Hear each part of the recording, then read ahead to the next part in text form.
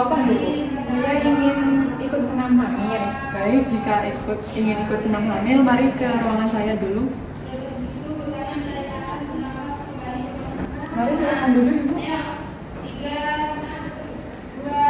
Baik, jadi ingin senam hamil gitu. Jadi ini dengan Ibu siapa? Amelia.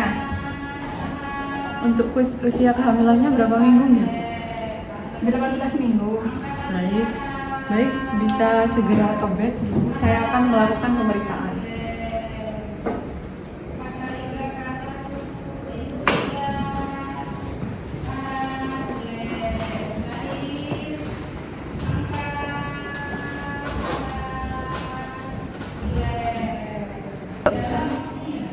Ibu, apakah sebelumnya mempunyai riwayat hipertensi, Bu? Tidak.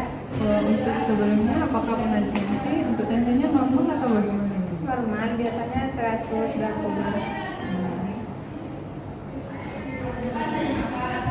Untuk tensinya normal ya, Bu. 110 per 80. Baik Ibu, saya bantu untuk memposisikan kakinya terlebih dahulu.